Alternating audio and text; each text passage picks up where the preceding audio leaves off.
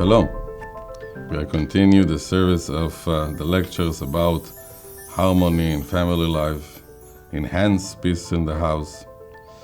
And one of the commitments that husband and wife are responsible when they go to a marriage life is to keep the peace and the harmony in the house. There are very common mistakes that we have to be very careful not to make them. One of them is the concept, I will be able to change my spouse. So it's very wrong to think that a spouse is a teacher, is a guide, is a mentor, is an educator. Sometimes he becomes psychologist and give a kind of analysis about other people's behavior. This is not the purpose of the spouse. The husband and the wife, they have to learn how to live with each other. Many years ago when I came to America and I went to buy a car, so there were all kinds of lanes and auctions, but there was one lane, it was lane 22, which says as is. You cannot, no refundable, no refunds, you take it and you live with this. And this is what marriage life is all about, as is. People who go to marriage life not ready, they're making severe mistakes of controlling, of conditioning, of giving ultimatums, punishing each other. All these categories, all these words are against the will of God in marriage life. I remember a case in our community when a couple married and the husband was a very controlling person, but he was hiding under the title of savings. And it came to a point that he used to write on the refrigerator, if she took something, she has to write a report, how many cucumbers she took, how many tomatoes she took. And when I challenged him, he said, it has to be financially, it has to make sense. I told him it's not a matter of saving, it's a matter of being controlling. And he couldn't survive. Because for him, to be married is to control. The other person cannot do anything beside him.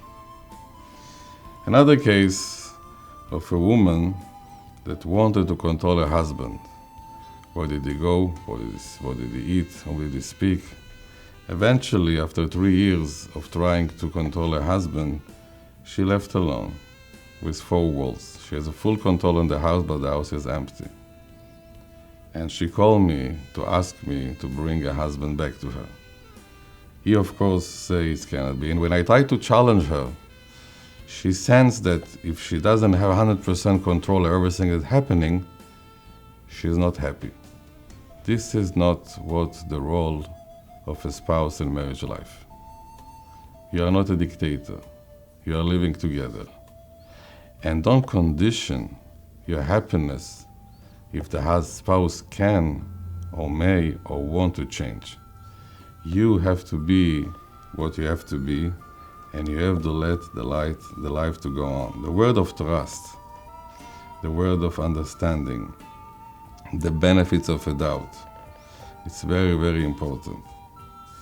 There was a story about a young couple who got married, and the wife called the husband 7 o'clock, and he says, I'm on my way home, 8 o'clock, and she prepared a nice meal, and she even put the pillow on the fire to be ready by 8 o'clock, and she light candles, and she prepared a nice flower in the house on the table.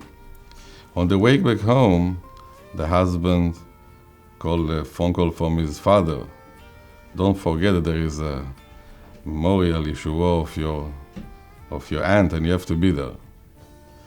So he said I would go there for half an hour, then I'd go home. And he came to the memorial, and he was sitting over there. So the rabbi said, please disconnect the phone.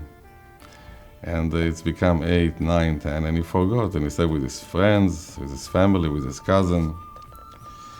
When he left at 10 o'clock, on the way home, he turned on the telephone and he got a phone call from the 112 prison. And they ask him, are you okay? He say, yes, what happened?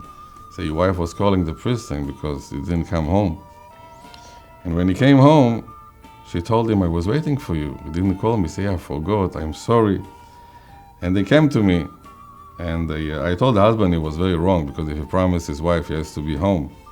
But I told to the wife that she should not jump to a conclusion, because she was so efficient. She even called all the prison if there was a car accident or something, God forbid, all kind of bad thoughts. So I told her the 1 plus 1 is 2, it's not 200 and not 300. But both of them were wrong, and they learned from them, and they learned from their mistakes.